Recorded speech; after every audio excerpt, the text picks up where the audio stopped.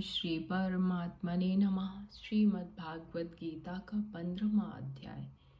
उसके उपरांत श्री कृष्ण भगवान फिर बोले, हे अर्जुन, आदि पुरुष परमेश्वर रूप मूल वाले और ब्रह्म रूप मुख्य शाखा वाले जिस संसार रूप पीपल के वृक्ष को अविनाशी कहते हैं तथा जिसके वेद पत्ते कहे गए हैं, उस संसार रूप वृक्ष को जो पुरुष मूल सहित तत्व से जानता है, वे वेद के तात्पर्य को जानने वाला है। हे अर्जुन, उस संसार वृक्ष की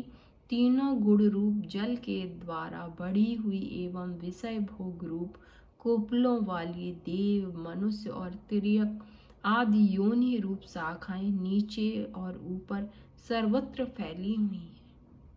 तथा मनुष्य योनि में कर्मों के अनुसार बांधने वाली अहमता, ममता और वासना रूप जड़ें भी नीचे और ऊपर सभी लोकों में व्याप्त हो रही हैं। परंतु इस संसार वृक्ष का स्वरूप जैसा कहा है वैसा यहाँ विचार काल में नहीं पाया जाता, क्योंकि ना तो इसका आदि है और ना अंत तथा ना अच्छी प्रकार से स्थिति ही है। इसलिए इस अहमता, ममता और वासना रूप अति दृढ़ मूलों वाले संसार रूप पीपल के वृक्ष को दृढ़ वैराग्य रूप शस्त्र द्वारा काटकर उसके उपरांत उस परम पद रूप परमेश्वर को अच्छी प्रकार खोजना चाहिए कि जिसमें गए हुए पुरुष फिर पीछे संसार में नहीं आते और जिस परमेश्वर से यह पुरातन संसार वृक्ष की प्रवृत्ति विस्तार को प्राप्त हुई है, उस ही आदि पुरुष नारायण की मैं शरण हूं। इस प्रकार दृढ़ निश्चय करके नष्ट हो गया है मान और मोह जिनका तथा जीत लिया है आसक्ति रूप दोष जिनने और परमात्मा के स्वरूप में है निरंतर स्थिति जिनकी तथा अच्छी प्रकार से नष्ट हो गई है कामना जिनकी, ऐसे वे सुख दुख नामक द्वंद्वों से विमुक्त हुए ज्ञानी जन उस अविनाशी परम पद को प्राप्त होते हैं। उस स्वयं प्रकाशमय परम पद को न सूर्य प्रकाशित कर सकता है, न चंद्रमा और न अग्नि ही प्रकाशित कर सकता है तथा जिस परम पद को प्राप्त होकर मनुष्य पीछे संसार में नहीं आते, वही मेरा परम धाम है।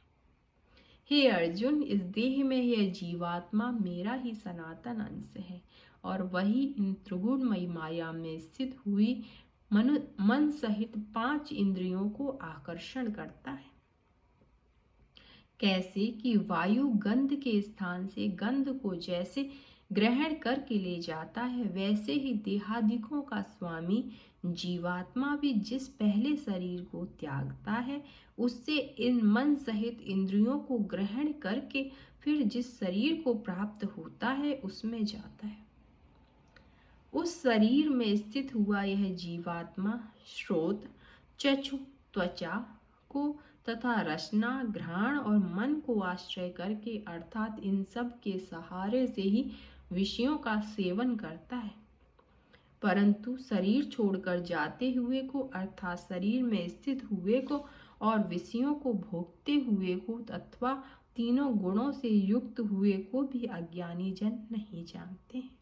केवल ज्ञान रूप नेत्रों वाले ज्ञानी जन ही तत्व से जानते हैं, क्योंकि ज्ञानी जन भी अपने हृदय में स्थित इस आत्मा को यत्न करते हुए ही तत्व से जानते हैं, और जिन्होंने अपने अंतःकरण को शुद्ध नहीं किया है, ऐसे अज्ञानी जन तो यत्न करते हुए भी इस आत्मा को नहीं जानते।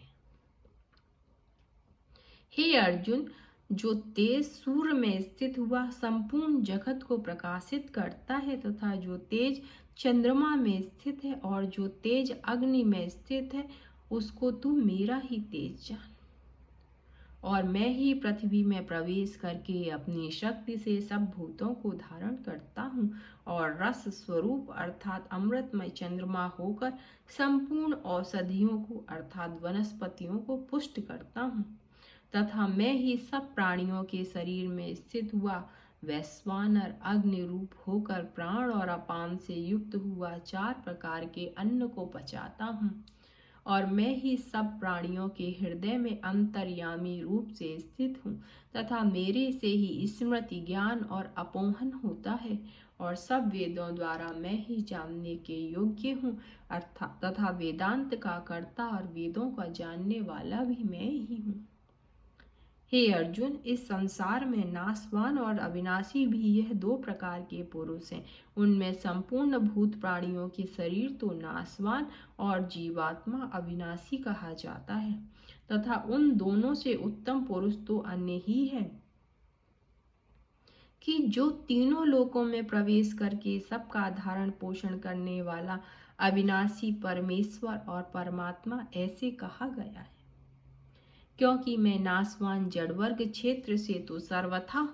अतीत हूँ और माया में स्थित अविनाशी जीवात्मा से भी उत्तम हूँ, इसलिए लोक में और वेद में भी पुरुषोत्तम नाम से प्रसिद्ध हूँ। हे भारत, इस प्रकार तत्व से जो ज्ञानी पुरुष मेरे को पुरुषोत्तम जानता है, वह सर्वज्ञ पुरुष सब प्रकार से निरंतर मुझ वासुदेव परमेश्वर को ही भजता है।